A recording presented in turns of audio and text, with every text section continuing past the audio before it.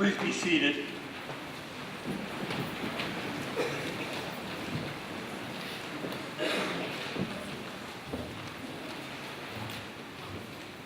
I'm Robert Clemson, the Rabbi Emeritus at the Congregation Children of Israel. It's wonderful to welcome all of you to this service tonight. The Progressive Religious Coalition of Augusta welcomes you to our 12th annual Interfaith celebration of the birthday of the Reverend Dr. Martin Luther King, Jr. Each year, we address a matter of faith and society that reminds us of why Dr. King still matters, not just to the African American community, but to all of us. Dr. King's dream is not yet a reality. There is still much work to be done. In fact, many of us fear that we are moving backward instead of forward in achieving the equality and justice in this country for which he dedicated his life. This annual event brings together people from diverse faiths and backgrounds. Only by working together can we fulfill Dr. King's dream. We are delighted tonight to have the Reverend Dr. Robin Meyers as our keynote speaker. Reverend Dr. Meyers is known throughout the country and the religious community as a voice of conscience, teaching us to apply fully and honestly our religious teachings and values to our lives and our society. We also look forward to the beautiful and moving music of the Davidson Chorale, to a presentation by the Augusta Junior Players and Augusta Junior Players Archery, and we welcome the 10 by 10 Theory Band. At the Progressive Religious Coalition's Martin Luther King service each year, we very intentionally designed this service as an expression not of one church, not of one denomination, not of one religion, but of the entire CSRA community. People of at least 10 major religions are worshiping here tonight. We ask that everyone do two things. One, be yourself and honor your own faith tradition. And two, listen respectfully to the prayers of our neighbors. Dr. King deplored that the 11 a.m. Sunday was the most segregated hour in America, and he warned us that segregation of religion brings the same harm as segregation of races. It leads to suspicion and prejudice. Dr. King's vision for peace calls us to know our neighbors and to learn how our neighbors pray. In honor of Dr. King, we begin our journey tonight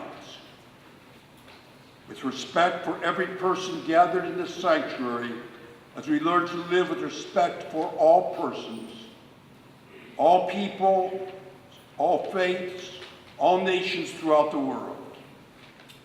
We thank Covenant Presbyterian Church and its ministers, Reverend Caitlin Gordon Cook and Andy Cook, for welcoming us to the church to hold this community worship service here tonight.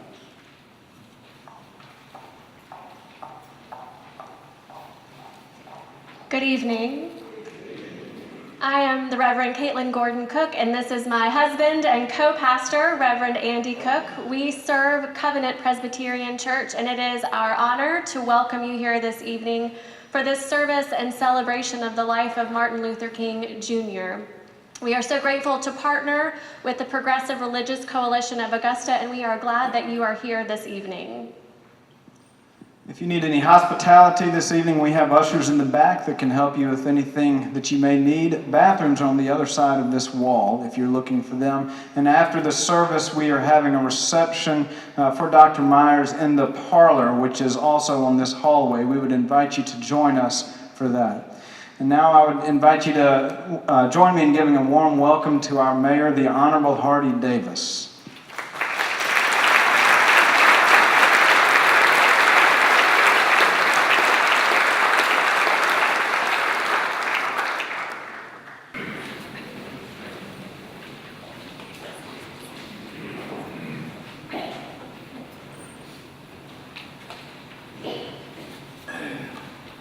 Good evening.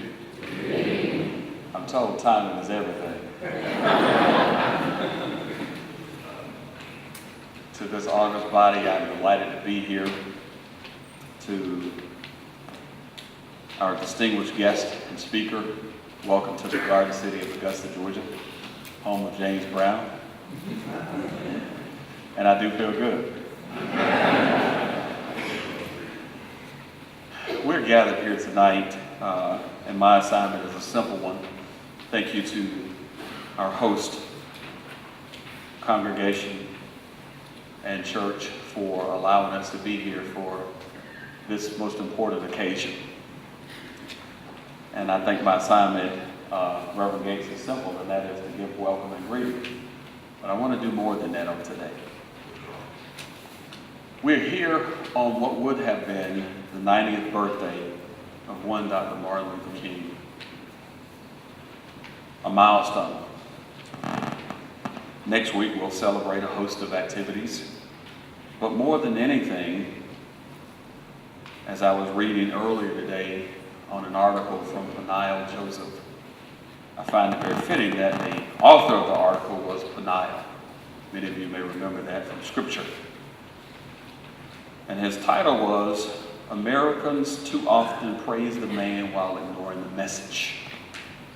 To those of us who are here tonight, I think that is a true statement. We praise the work and the efforts of Dr. Martin Luther King while over the process of time having forgotten why he did what he did, why he said what he said, and most importantly, our responsibility to the message. And so as I come to not only greet you on behalf of the entire city, some 202,000 residents that make up Augusta, Georgia, I also come to remind us of these things. Dr. King's living legacy is a legacy that informs us about a range of social movements, a range of social issues, whether it's civil and human rights. But more than anything, Dr. King talked about the beloved community. And I want you to be thoughtful of that as we focus tonight. It is a place not only free of injustice, but a society that actively promotes an ethic of love, justice, and humanity in its legal, political, and civic life, as well as its religious, spiritual, and moral spheres. So tonight, as I greet you on behalf of not only our city, but may I urge us never, ever to lose sight of the importance of the message of love. We can only have a beloved community when we ourselves embrace the very heart of love. And that is that we love thy neighbor as thyself. That is really the heart in my mind and belief of all that Dr. King stood for. And his legacy that remains, that independent of the color of my skin, as often as he said, may we look at the content of our character, and may we allow freedom to reign within us, a freedom to not only exist together, a freedom to love, independent of our differences of one another, but more than anything, may we be that community that bridges the gap between divisiveness because of the bridge called love that brings us over troubled waters, that brings us to a place of humanity, civility, justice, and liberty for all. I greet you with that, and I greet you with divine love today. May our time together be one filled with the memories of a great man, Dr. King, but with a responsibility to carry the message and not just praise the man. Thank you, and God bless every one of you tonight.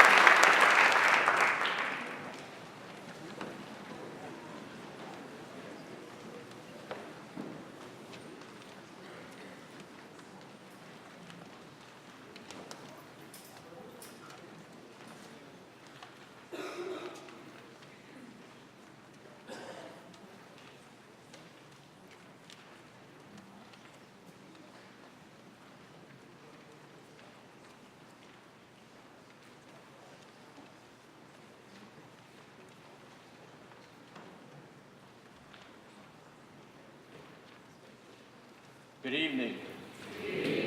I ask you to continue to bathe yourselves in the beauty of the sounds of the Davidson Chorale, and that it comfort you as we still ourselves and prepare for worship and prayer. We gather to worship the one who creates us and loves us, who gifts us with diversity and makes us a beloved community, who shows us how to live, who inspires children, youth, young adults, and people of all ages to seek justice, share power, and live together in love and equity, who invites us to join the struggle for wholeness and wellness for all, and whose presence, grace, and love sustains us in our living. To God be all the glory, honor, and praise. Please stand as you're able.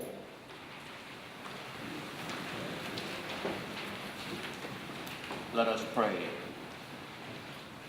Loving God, you led your chosen people from slavery in Egypt to the freedom of the Promised Land. We ask you to lead us, this Augusta CSRA community, from any enslavement to hatred, ignorance, fear, racism, injustice, or anything else that prevents us from being the community of love and respect that you want us to be. We remember with gratitude today the witness of Dr. Martin Luther King Jr., and we ask that we have the courage and determination to follow his example in battling injustice and living in the gospel of love. Help us to make ever more the community you want us to be, and all this for your love's sake. Amen.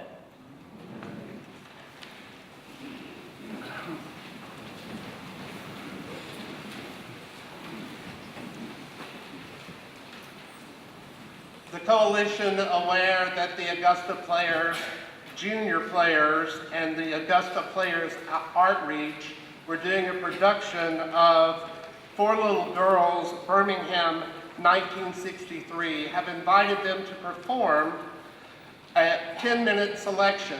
They've been in rehearsals for less than 2 weeks, but their message is so congruent as they recall and remember the bombing of the 16th Street Church in Birmingham.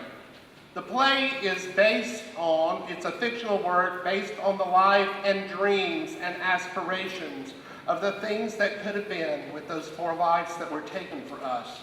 We invite them now to perform for us and invite you to attend their production, which will be February 15th, 16th, and 17th, and will be held at the Academy of Richmond County.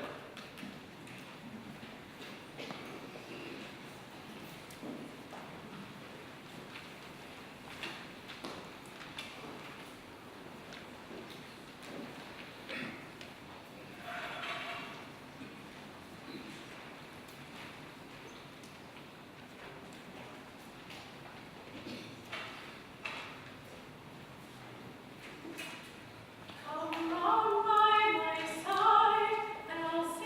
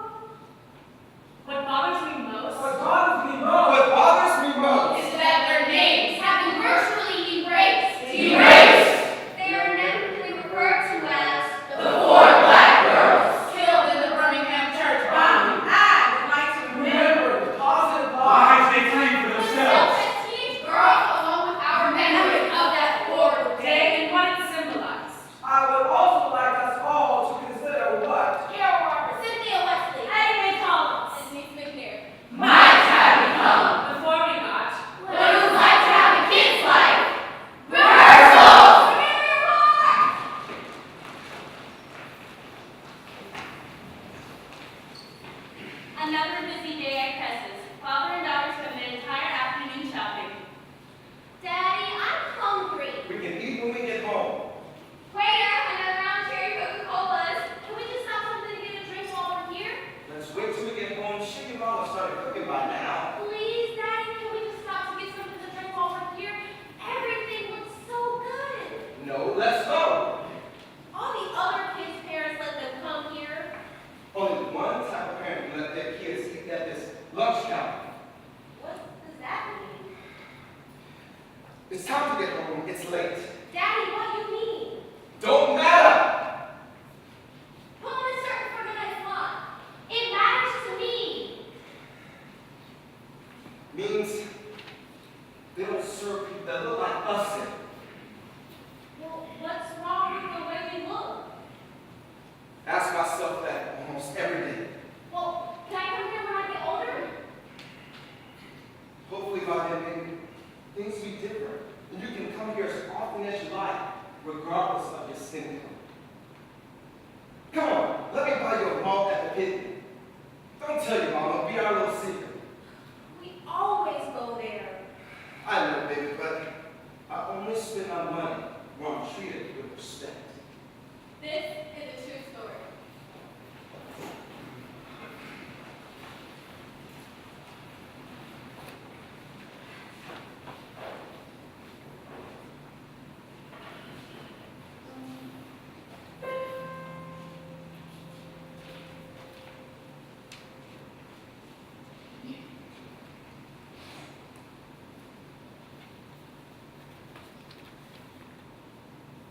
Jesus.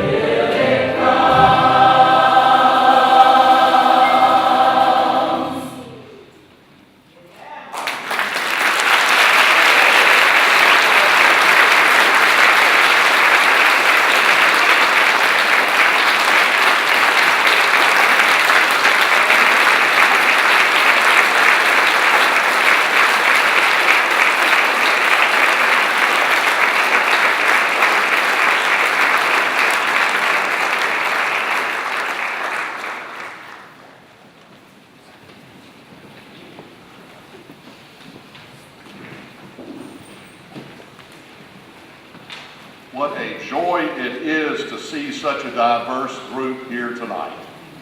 Thank you for being here. Our Progressive Religious Coalition has long endorsed the words of theologian Hans Kuhn, who once stated, "There will be no peace among the nations without peace among the religions. There will be no peace among the religions without dialogue among the religions." And the PRC believes that a powerful dialogue forum going beyond just words is co-worship, where no tradition is marginalized and all are respected. Again, thank you for being here to support such an interfaith occasion that we desperately need in our communities and truly the world.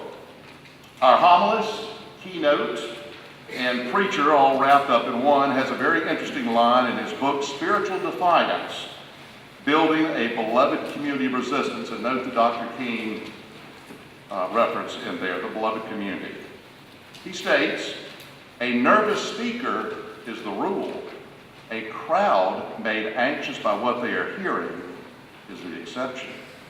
He goes on to address the importance of religious integrity, including resistance to social ills, a prophetic word, truth to power, the idea of comforting the afflicted but afflicting the comfortable.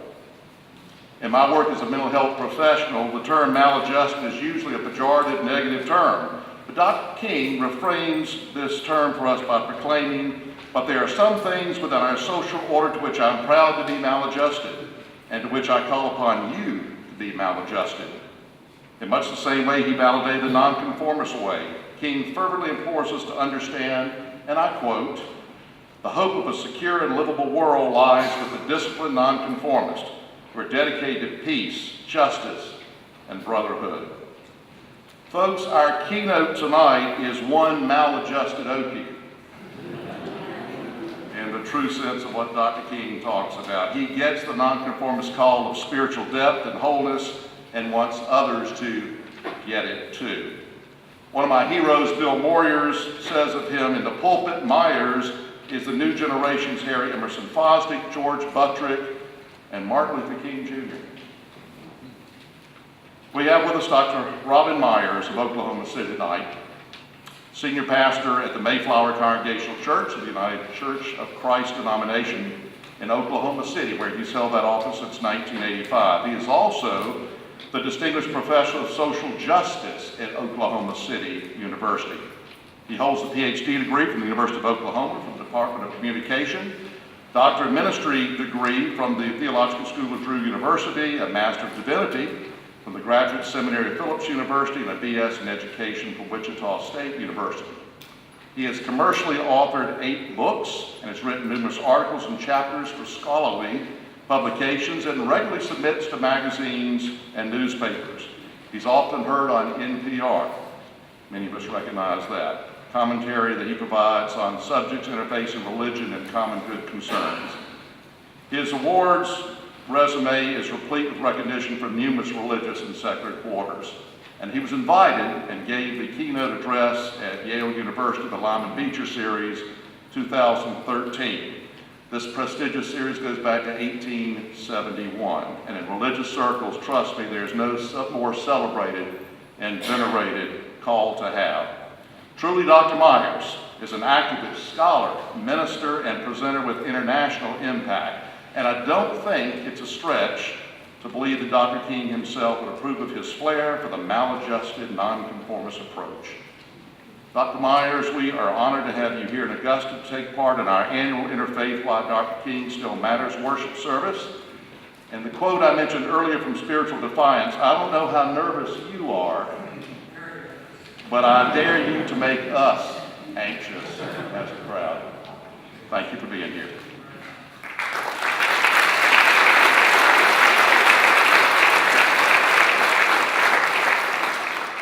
I'm very nervous, but to begin, I cannot possibly thank you enough for this invitation.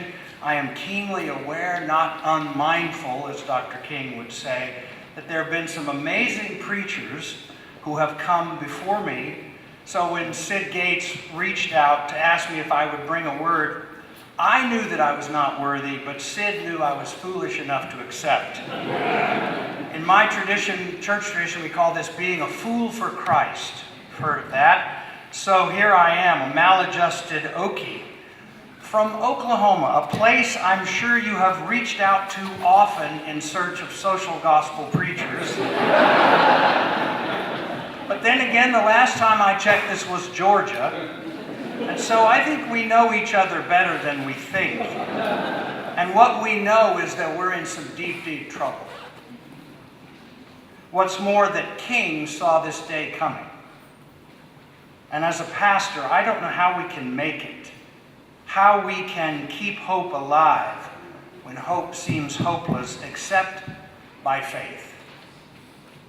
And by faith, I do not mean believing in things we know are not true, which is to confuse faith with the irrational, but instead I mean the kind of faith that believes more than any of us can know or understand, which is faith as trust in the transrational, a deep prophetic loyalty to what lies beyond reason alone, something only the heart can grasp. I believe that at many moments of despair, Dr. King knew that he had been to the mountaintop and he had seen the promised land, even though he knew he would not get there with us. So I come among you not as an expert on Dr. King, or what William Sloane Coffin Jr. called a mad prophet decrying the hypocrisies of our time, which is to say someone who just likes the sound of his own voice saying all the right things. We've got a lot of that. Instead, I come to you tonight as a pastor, which is what makes me feel at home in this place, even though I've never been here before. As was the custom of Dr. King, I bring you greetings from the beloved community that I've served most of my life, Mayflower Congregational United Church of Christ in Oklahoma City, a remarkable place where we make trouble for the dominant culture by training heretics for Jesus. And where we believe that no matter who you are or where you are on life's journey, you are welcome here, and either all of us matter or none of us do. So, those good pilgrims way back in Oklahoma send their love to you all tonight, and they are so pleased, first of all, that this is an interfaith gathering, because, believe me, all of us need all of us to make it now. Our labels aren't going to matter much now. What I'm looking for tonight, in fact, are some good Jewish, Muslim, Hindu, Buddhist, Christian, Baha'i, Sikh, Unitarian humanists to get in line to join the resistance to storm the ballot box, as Dr. King would say. Joined by all those disaffected folk who have no use for institutional religion at all. They check other or none, or I'll get back to you tomorrow. We need them also to set aside their differences long enough to do one thing we must all do now that Caesar is back on the throne. For the love of God, resist. Join me tonight, and then tomorrow, and then the next day, and then the next day, in joyful and fearless non-compliance with the principalities and the powers. Can we do that? Because we're running out of time.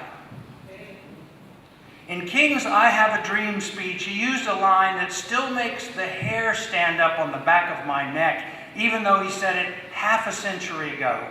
We have all come to this hallowed spot, he said, to remind America of the fierce urgency of now. Did you feel the hair stand up on your neck? Isn't that what we're doing tonight? Gathered in this sacred space with friends and those who refuse to give up on this country to remind America of the fierce urgency of now.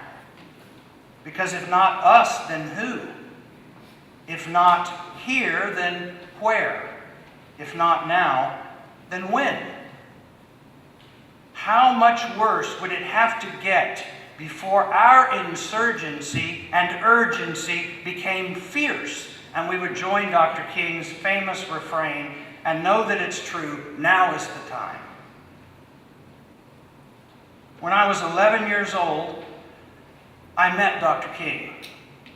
Not in the way I had hoped to meet him, but meet him I did. I was in the basement of a Woolworth store in my hometown of Wichita, Kansas, and noticed that Negroes, as they were called in those days, could not sit at the lunch counter or use the same store entrance. I was a child, 11, without understanding. I was there to buy, I think, a model airplane, and I got in the checkout line with the money that I had saved, and there were two older men standing in the line. They had overalls on. They were just ahead of me, and I heard them talk about Dr. King. They turned to look at me. I looked up and said, who is Dr. King? And one of them, his face as red as a Georgia beet, bent down and looked me straight in the eye and said, "Son, he's just a nigger, stirring up other niggers in the South." I'm sorry I had to say that word. I would never say it. But I wanted you to know exactly how I met Dr. King. I went home and told my father, who was a pastor, what I had heard, because I had not heard the word before. I said, "What does it mean? And what do they mean, he's stirring them up?" And my father, God rest his soul, did not soft pedal his explanation to me. He was a veteran of the Civil Rights Movement, fired from his post as a professor in a small Christian college in Arkansas in 1957 that was segregated, not a single black student. Because my dad had circulated a petition among students and faculty calling for the integration of the student body.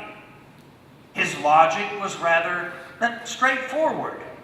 A segregated Christian college is an oxymoron. And they said, "No, you're the moron." And they fired him. His real mistake, of course, was quoting Scripture. In particular, Acts 10:34, "Then Peter began to speak to them." I truly understand that God shows no partiality, but in every nation, anyone who fears him and does what is right is acceptable to him. So my father called the petition a distinction that God has not made. The university president called him in and said that segregation would result in increased crime and sexually transmitted diseases. My dad said I quit. The president said, "Too late, we've already fired you." I just want you to know how I met Dr. King and why resistance is in my genes. Like a lot of white kids who had no idea what was really going on in those days, it was often other people who told us what to think, or who said nothing, which means there was a conspiracy of silence, or who pronounced judgment on this whole idea of racial equality, and then tried to recruit the rest of us into that lonely world that is racism. It's a lonely world. And lucky for me, my father said, "Robin, better have a talk with Jesus about it." And I did. And that's why I'm here tonight. Just over a year ago, after the neo-Nazis and the KKK and the white supremacists came calling just up the road in Charlottesville, emboldened by the most transparently racist president in modern American history, we were told by the leader of our nation that there were, quote, "good and decent people on both sides of that tragic standoff," which, by the way, looked surreal to me, like an old Nazi propaganda film, but set in America. You know what I mean?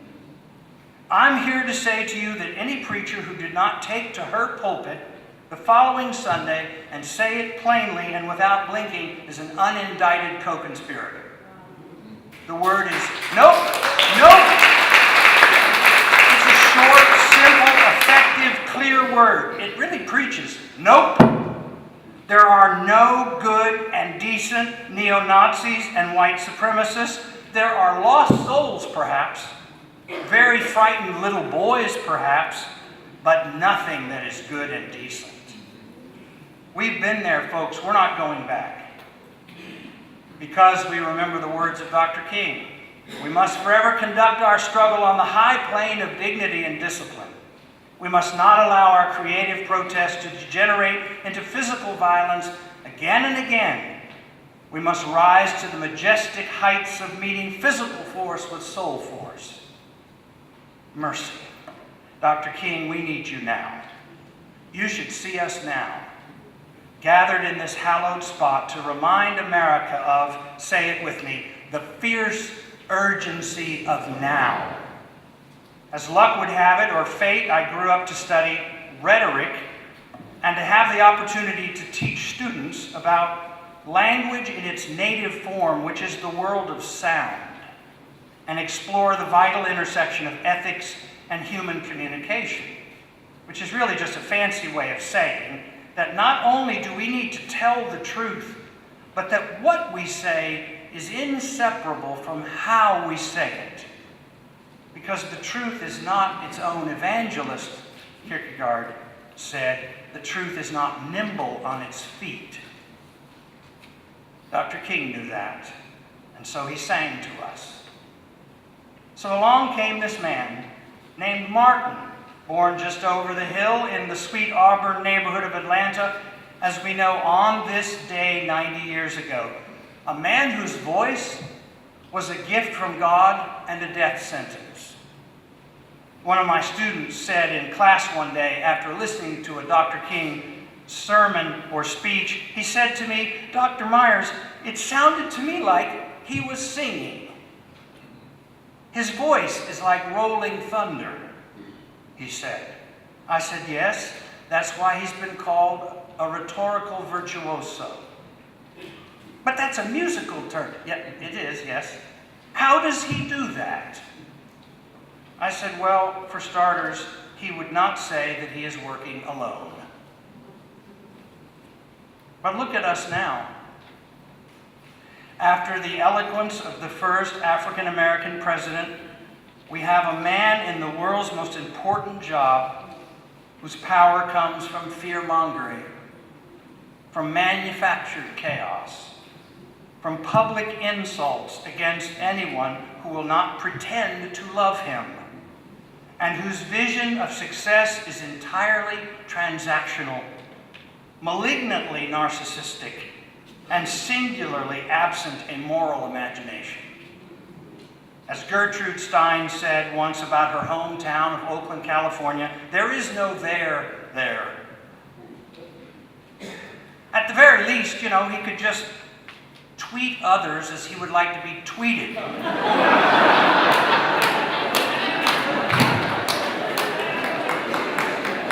But he lives in a hall of mirrors.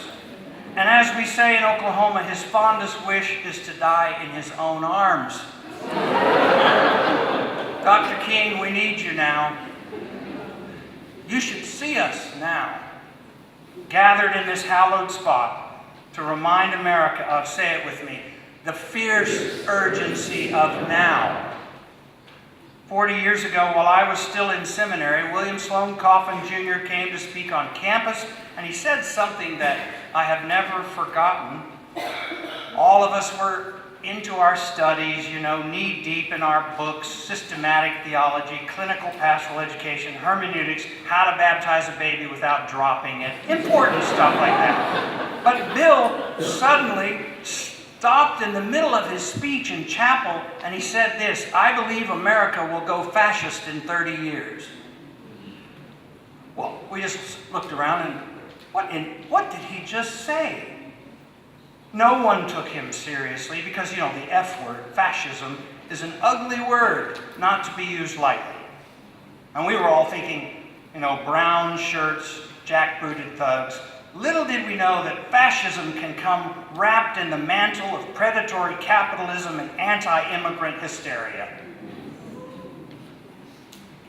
In 2006, I wrote a book called Why the Christian Right is Wrong.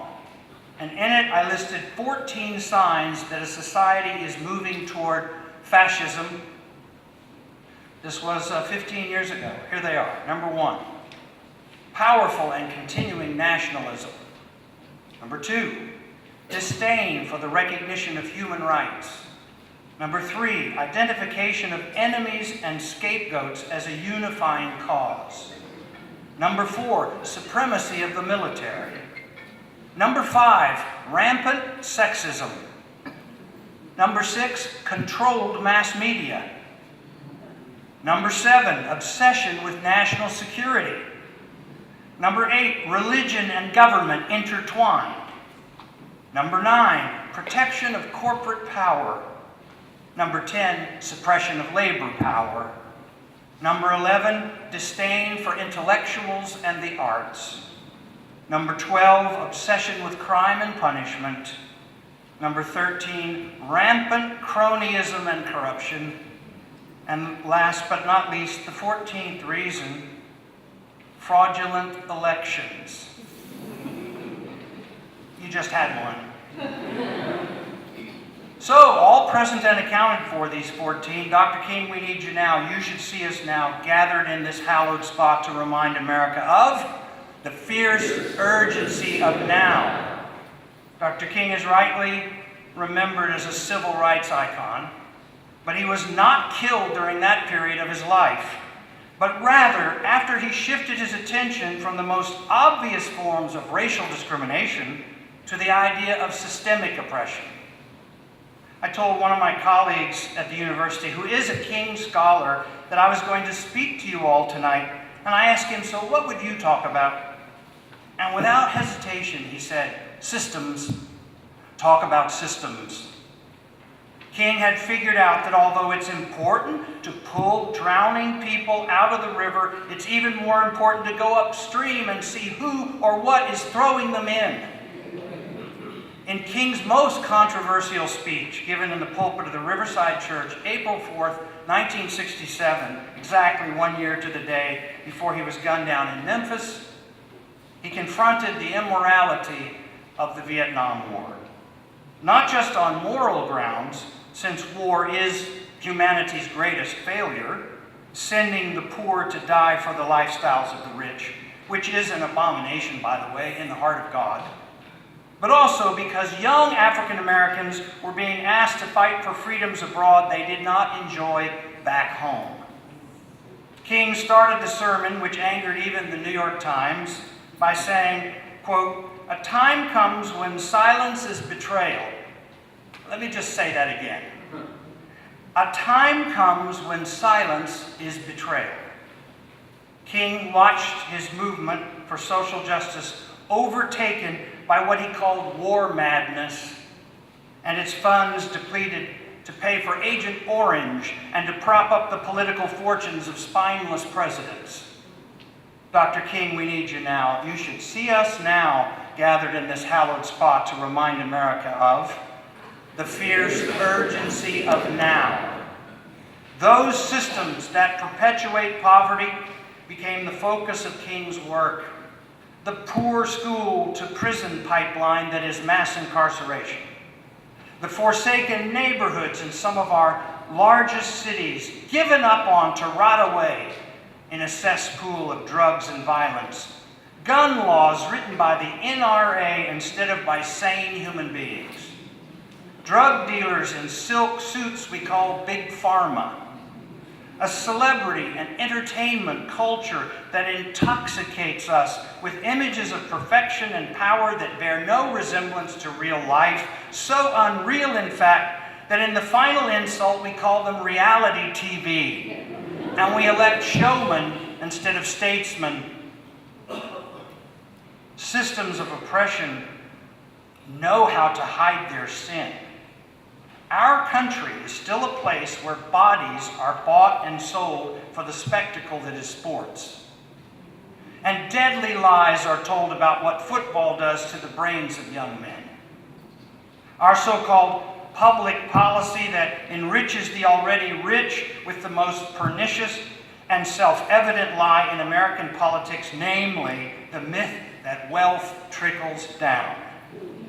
Not to mention the most unsustainable and ultimately fatal system of them all, carbon-based energy that uses the sky for a sewer and takes its profits now while leaving behind what it knows, what all of us know, will be a world not fit to inhabit for our children. Fierce urgency of now is now.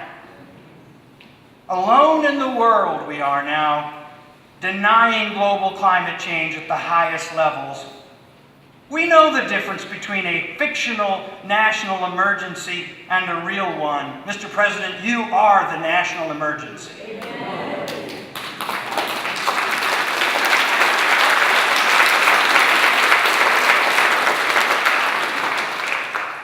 If King were alive today, at 90, even if he was walking with a cane, his hair white as snow, he would be talking about the sin of all sins, which is to destroy the gift that is our only home. He'd raise his head and turn it slightly like he used to do and sing out, "Mr. President, this shall not stand." Dr. King, we need you now. You should see us now, gathered in this hallowed spot to remind America of the fierce urgency of now. When Martin Luther King Jr. got together with a group of clergy in 1957 to form the Southern Christian Leadership Conference, you might be surprised to know what they came up with for their motto. It was this: to save the soul of America. We were convinced, said Dr. King, that we could not limit our vision to certain rights for black people, but instead affirmed the conviction that America would never be free or saved from itself unless the descendants of its slaves were loosed completely from the shackles they still wear. In a way, he wrote, we were agreeing with Langston Hughes, that black bard of Harlem, who had written earlier, "Oh yes, I say it plain, America never was America to me, and yet I swear this oath, America will be." Surely Dr. King would say, amen to the simple truth that the soul of America is defined by the Statue of Liberty and its welcome, and not by a medieval wall with its Roman solution to a humanitarian crisis we helped to create in the first place. And surely the preacher king would remind the president that the story of the birth of the one we call Lord in the Christian tradition is the story of a brown baby born to brown parents, fleeing violence, in a stall for animals no less, because Herod wanted to find him and practice a little surgical first-century family separation at the border. That's where Jesus was really born, at the border between fear and hope. We call it Bethlehem. Think about it. Shepherds got the word ahead of the New York Times. Shepherds. Those were the hobos of the first century.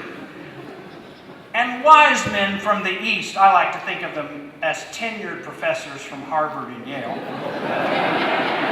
They came in search of true wisdom. Dr. King would say that what Herod truly feared is what all dictators fear, that the baby would grow up to give away free health care, organize the poor, recognize women as equals, and expose the Pax Romana for the bloody charade that it is. Peace is not the space between wars. Even our own Pentagon still describes peace as, quote, a state of permanent pre-hostility. Dr. King, we need you now. You should see us now gathered in this hallowed spot in Augusta to remind America of what? The fierce urgency of now. Because with God as my witness, here's what we must confess tonight. Nationalism is now. Mocking the press as the enemy of the people is now. An international consortium of dictators immune from the rule of law who despise democracy, that's now. An oil-rich ally who can murder and dismember a journalist, lie about it, and face no consequences from an American president is now. George Orwell's nightmare of deception, so elaborate and so constant that it numbs the conscience of those who are distracted by the constant rallies of us versus them, what Orwell called the 2 minutes hate. That's happening now.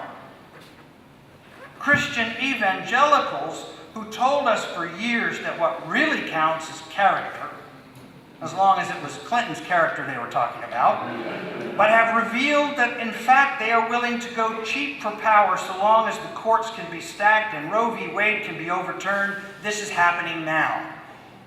Now is the time. not to set the clock back for women or punish them for telling the truth. They have finally felt safe in numbers to do so. Are we going to go back? I'm not going back. So you have every right to ask, so what should we do, preacher? What's the good news tonight that is as fearsome as the evil we face? How will you send us out of this place with hope, since hope is the one thing for which there is no acceptable alternative? What have you to say, Reverend, about the despair that's fallen like a shadow across the land? The resignation that is soaked into the bones of so many of us. The good and decent people whose pain is so constant, they're addicted to opioids, to pornography, to the idolatry that says the new iPhone will save us. The answer comes from Dr. King on his 90th birthday. If they throw you in jail, write a letter that explains why resistance to injustice is the highest form of spirituality. All of my students must, because I make them, study carefully in all of my classes the most eloquent epistle I have ever read, and which is not exceeded by any epistle in the New Testament. It is King's letter from Birmingham jail. I even have this little fantasy I'll share with you, that a group of us progressives will get together and break into the churches some night, like those radical priests Phil and Daniel Berrigan, and use scissors to cut out the book of Revelation, to which we've largely lost the code now and can make it say anything we want it to say, and then we stick in letter from Birmingham jail. That should be the last book of the Bible. Are you with me? How long do you think before anybody would notice? I say we leave this place knowing that although we can't do everything, that should never keep us from doing something, even if that something seems small or utterly insignificant. Like, for starters, the next time you're in a grocery store and you look into the eyes of a young African-American teenager who is sacking your groceries, avoiding your stare, stay fixed on it until he looks at you and then say, "Thank you, sir."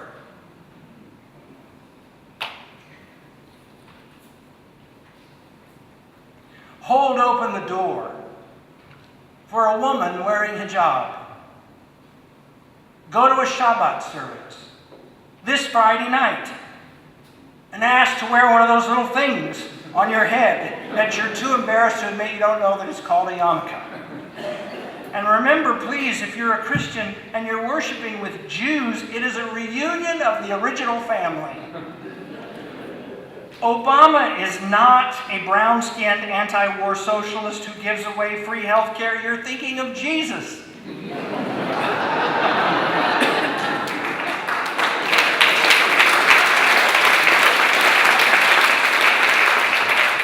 Now is the time to forget thinking that you know what a terrorist looks like. You don't know. In my city, the federal building was bombed by a clean-shaven white man who wore a crew cut and was a baby-faced former soldier named Timothy. Stop watching so much TV. Better yet, kill your TV. Walk instead, read, think, pray. Use meditation and quiet time to hold open empty space long enough for something other than angst to set up shop in you. Read more poetry aloud to yourself. Tell the people you love that you love them a lot. They won't get tired of it. Explore making your houses of worship into sanctuary spaces, and be willing to hide someone there in plain sight. Cover the roof of your houses of worship with solar panels, and drive electric cars, and recycle your trash, and teach people to read, and remember that God is just dog spelled backwards, so love your pets. But most of all, teach your children well. You who are on the road must have a code that you can live by. And so become yourself, because the past is just a goodbye. Teach your children well, their father's hell did slowly go by. And feed them on your dreams, The ones they pick's the ones you'll know by. Don't you ever ask them why. If they told you, you will cry. So just look at them and sigh and know they love you. I came here tonight to tell you that I love you, that God loves you, and that people all over this country miss Dr. King terribly. But we have no intention of letting his dream die. If people call us extremists, we will answer as he did, that we're extremists for love. If people call us outside agitators, then we will answer as he did, that injustice anywhere is a threat to justice everywhere. If they question why we're involved in nonviolent direct action, even civil disobedience, we will tell them, as he did, that unjust laws cannot be followed if we're ever going to bring the reign of God on earth. Rosa Parks knew this, so she sat down, and then the whole world stood up. Dr. King would be kneeling on the sideline with Colin Kaepernick. He would be marching with Black Lives Matter. He would confess his own shortcomings, and then he would support the Me Too movement. But he would save his harshest criticism for what he called go slow clergy and white moderates. And all of us who are white had better confess that we have all been white moderates when we should have been peace and justice white radicals. It is not enough to make a Facebook post or put a hashtag in front of some noble sentiment and then pick up a latte and sip on it and think you've done something to put yourself on the line for Dr. King. Just before he was murdered, King addressed a crowd about his days in Birmingham and his battle with Bull O'Connor. He said, quote, "And then old Bull would say as we kept moving, 'Turn on the fire hoses.' And they did turn them on. But what they didn't know was that we had a fire that no water could put out." So to close, here is one of King's lesser-known quotes. "If you can't fly, then run. If you can't run, then walk. If you can't walk, then crawl. But whatever you do, you have to keep moving forward." So that's what we'll do.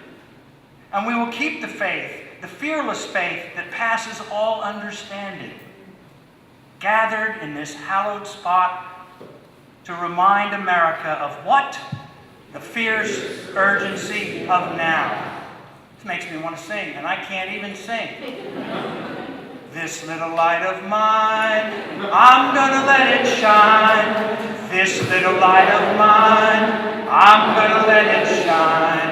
This little light of mine, I'm gonna let it shine, let it shine, let it shine, let it shine. Out there in the dark, out there in the dark, I'm gonna let it shine. Out there in the dark, I'm gonna let it shine.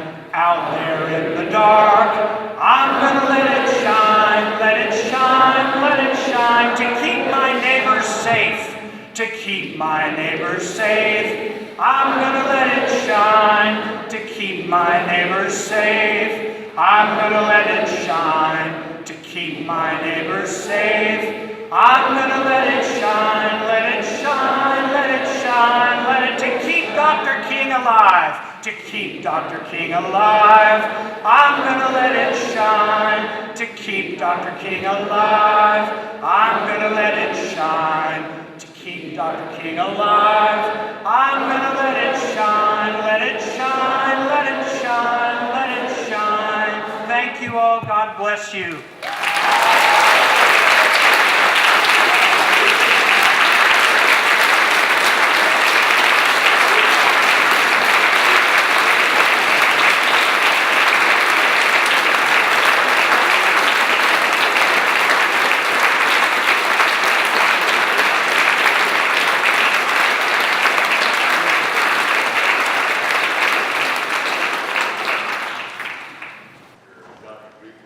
It is my privilege to introduce 12 people here. You'll find their names and their religious faiths or denominations printed in your bulletin.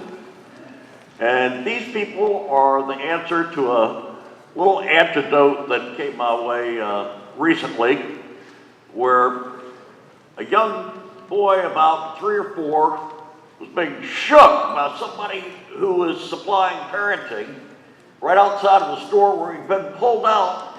And the person was saying, "What will the neighbors say? What do you think people are going to think?" And I just stopped for a minute and said, you know, if it's expressed that way, I'm probably going to be pretty distrustful of how they think and pretty scared about what they're going to say. And this group helps me immeasurably with those kind of scenes. I want to know what my neighbors are saying. I want to know what the community thinks.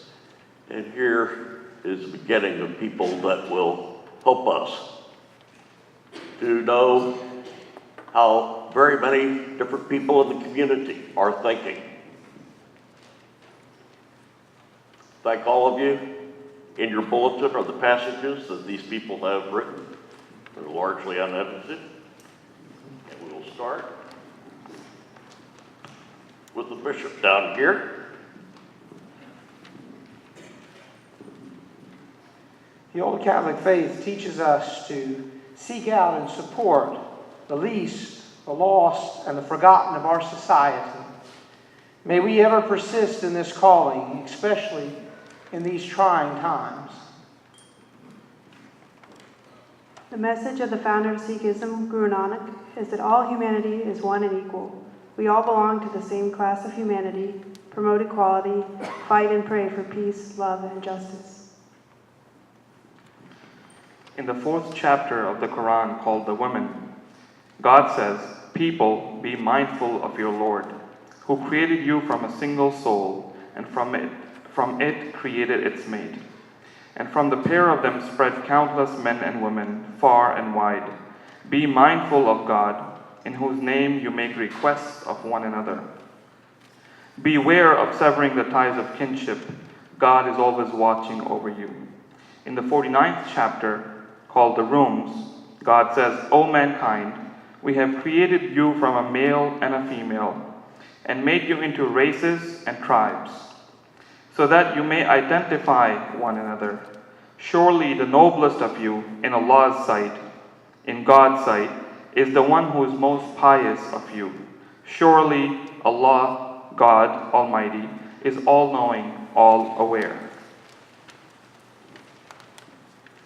From the book of Isaiah, chapter 58, "Is not this the fast I have chosen, to unlock the shackles of injustice, to loosen the ropes of the yoke, to let the oppressed go free, to tear every yoke apart? Surely it is to share your bread with the hungry, to bring the homeless poor into your house. When you see the naked, to clothe them, never withdrawing yourself from your own kin. Then when you call, the Eternal One will answer. When you cry, God will say, 'Here I am.' If you remove lawlessness from your midst, the pointing finger, the malicious word, if you give yourself to the hungry and satisfy the needs of the afflicted, then your light shall shine in the darkness, and your night become bright as noon. The Eternal One will guide you always." Transforming ourselves, we transform the world. We believe that when people are invited to experience God through the life and ministry of Christ, lives will be transformed.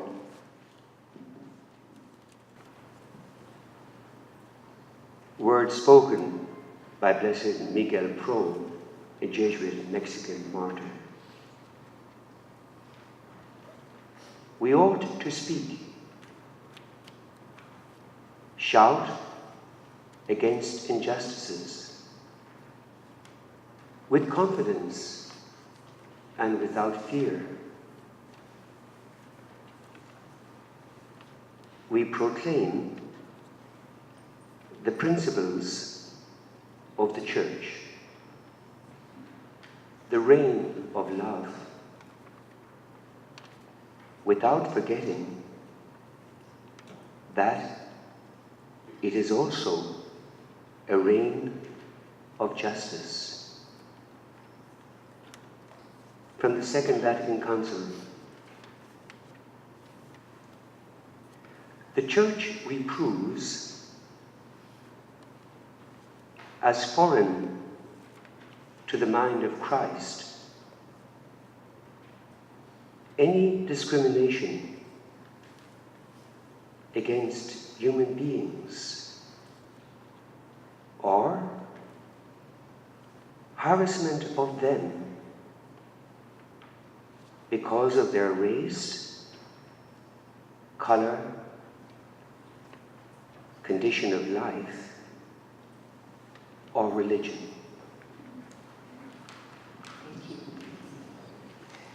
International Buddhist leader Daisaku Ikeda expounds that the greater self expresses the openness and expansiveness of character by which we can embrace all people's suffering as our own. The greater self always seeks to alleviate pain and to augment the happiness of others here amid the realities of everyday life. The mystic law of Nam Myoho Renge Kyo brings out the greater self. The Hindu scripture, Bhagavad Gita, chapter 8, verses 20-21. The knowledge by which the one imperishable being is seen in all existences, undivided in the divided, know that that knowledge is of supreme goodness. The knowledge which sees a multiplicity of beings and the different creatures by means of their separateness, know that that knowledge is of the inferior nature of passion. The seventh principle of the Unitarian Universalist faith tradition asks us to affirm and promote respect for the interdependent web of all existence, of which we are a part. 1 Corinthians chapter 12, verse 26 in the Christian tradition, if one member suffers, all suffer with it. If one member is honored, all rejoice together with it. From the writing of Martin Luther King Jr., in a real sense, all life is interrelated. All men are caught in an inescapable network of mutuality, tied in a single garment of destiny. Whatever affects one directly affects all indirectly. I can never be what I ought to be until you are what you ought to be. And you can never be what you ought to be until I am what I ought to be. This is the interrelated structure of reality. From the Baha'i writings, God the Almighty has created all mankind from the dust of earth. He has fashioned them all from the same elements. They are descended from the same race and live upon the same globe. He has created them to dwell beneath the one heaven. As members of the human family and as children, he has endowed them with equal susceptibilities. He maintains, protects, and is kind to all. He has made no distinction in mercies and graces among his children. With impartial love and wisdom, he has sent forth his prophets in divine teachings. His teachings are the means of establishing union and fellowship among mankind and awakening love and kindness in human hearts. He proclaims the oneness of the kingdom of humanity.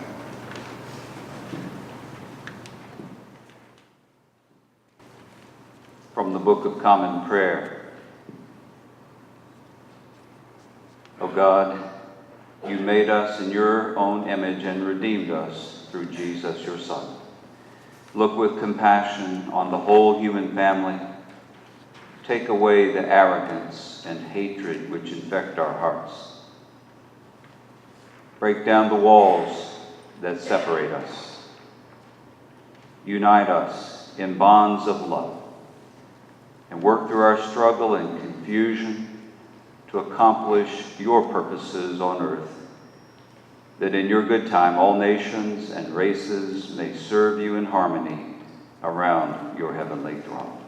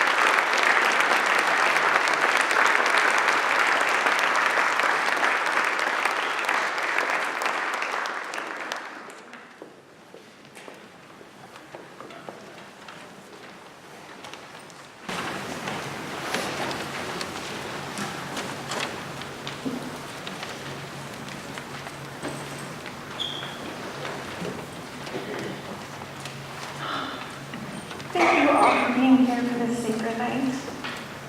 Truly, thank you.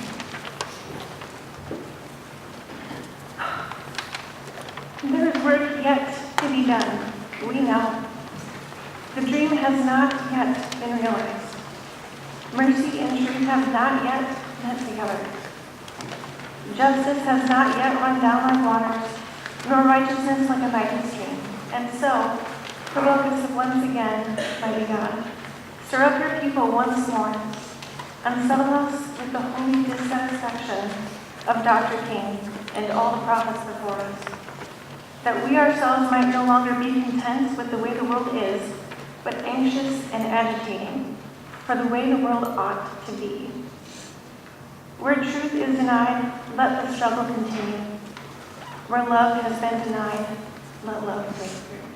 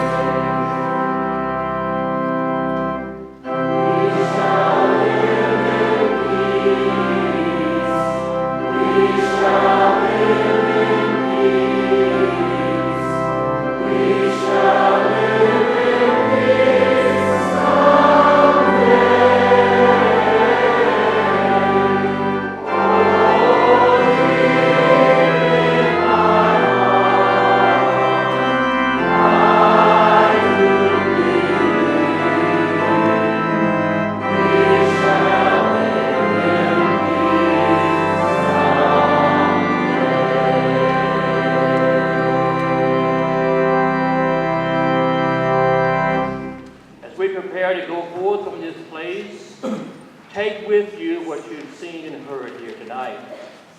Let us go forth into the world, rejoicing in the power of the Spirit, where our human community is divided by racism, torn by repression, saddened by fear and ignorance.